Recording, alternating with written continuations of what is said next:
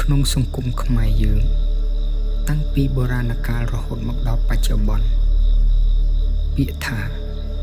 ស្លាប់ដោយតៃហោងគឺជាពាក្យមួយដែលឮហើយតែងតែធ្វើឲ្យមនុស្សគ្រប់គ្នាព្រឺឆ្អឹងខ្នងនិងមានភាពភ័យខ្លាចបំផុតវា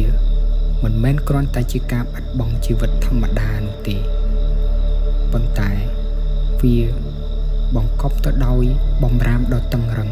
ជំនឿលើវិញ្ញាណនិងអាថ៌កំបាំងដែលវិទ្យាសាស្ត្រពិបាកនឹងពន្យល់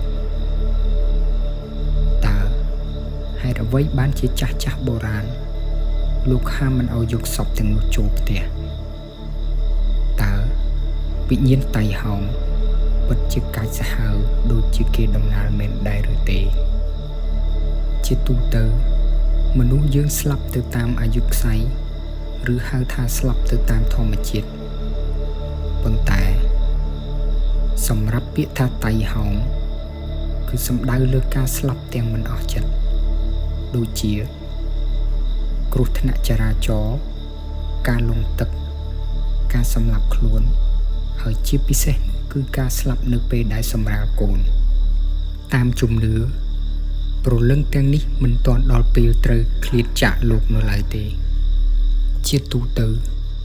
មនុស្សយើងស្លាប់ទៅតាមអាយុខ្សែរៀងខ្លួនឬហៅថាស្លាប់តាមធម្មជាតិប៉ុន្តែសម្រាប់ពាក្យថាតៃហោងគឺសំដៅលើការស្លាប់ទាំងមិនអស់ចិត្តឬមិនអស់អាល័យដូចជាគ្រោះថ្នាក់ចរាចរណ៍ការលង់ទឹកការសម្លាប់ខ្លួនឬការស្លាប់ក្នុងពេលសម្រាលកូន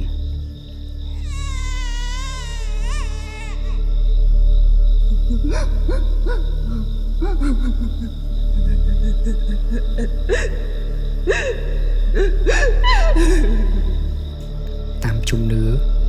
ព្រលឹងទាំងនេះមិនទាន់ដល់ពេលត្រូវឃ្លាតចាកលោកនេះនៅឡើយទេ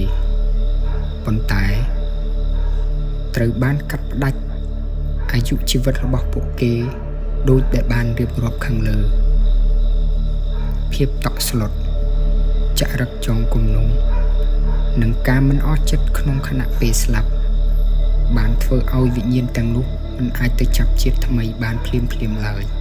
គឺនៅវិលវល់ជុំវិញកន្លែងកើតហេតុឬកន្លែងដែលគេដាក់សពនោះឯងចាស់តែងតំណាលថា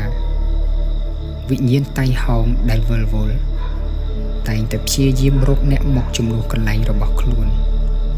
ដើម្បីឲ្យខ្លួនមានឱកាសបានទៅចាប់ជាតិនេះជាមូលហេតុដែលយើងតែងតែឮគេនិយាយថាកន្លែងណាដែលមានមនុស្សស្លាប់ដោយគ្រោះថ្នាក់ញឹកញាប់គឺច្រើនតែមានព្រលឹងនៅចាំហៅគ្នាឬក៏ជាវិញ្ញាណតៃហោងលើសពីនេះទៅទៀត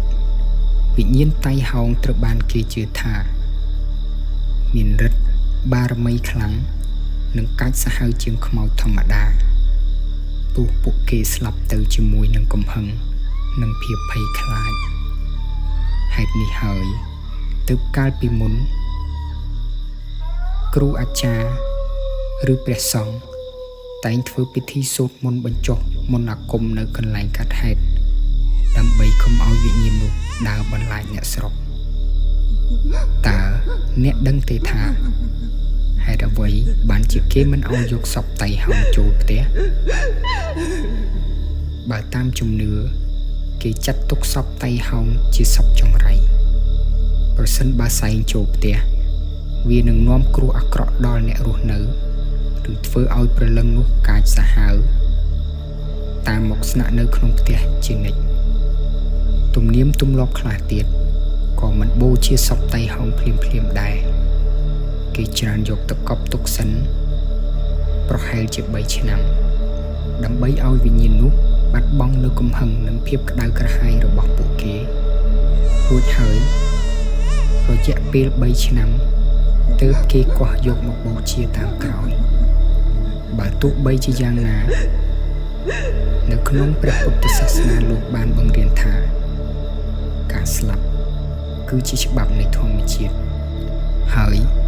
វិញ្ញាណដែលស្លាប់ដោយតៃហោង គឺជាវិញ្ញាណដែលគួរឲ្យអាណិតបំផុតព្រោះពួកគេត្រូវការធ្វើបុណ្យឧទ្ទិសកុសលត្រូវការកម្លាំងបុណ្យពីសាច់ញាតិដើម្បីជួយរំដោះខ្លួនចេញពីភាពវិលវល់ជំនឿលើរឿងសាកសពតៃហោងនេះវាមិនមែនគ្រាន់តែជាការបន្លាចឲ្យអ្នកទាំងអស់គ្នាខ្លាចខ្មោចនោះទេប៉ុន្តែវាគឺជាមេរៀនដាស់តឿនឲ្យយើងគ្រប់គ្នារស់នៅដោយសេចក្តីមិនប្រមាទមានការប្រុងប្រយ័ត្នខ្ពស់ចំពោះជីវិតនិងចេះសន្សំបុណ្យកុសលសម្រាប់ខ្លួនឯងចុះសម្រាប់បងប្អូនវិញតើធ្លាប់ឮរឿងរ៉ាវឬមានបទពិសោធន៍ជុំវិញរឿងសាកសពតៃហោងនេះដែរឬទេប្រសិនបើអ្នកទាំងអស់គ្នាមានសូមចែករំលែកសាច់រឿងរបស់អ្នកទាំងអស់គ្នានៅក្នុង comment ខាងក្រោមមុននឹងបញ្ចប់សាច់រឿងនេះសូមបងប្អូនទាំងអស់គ្នាជួយចុច Subscribe រួច comment និងដាក់សញ្ញាកណ្ដឹងដើម្បីទស្សនានៅវីដេអូក្រោយទៀត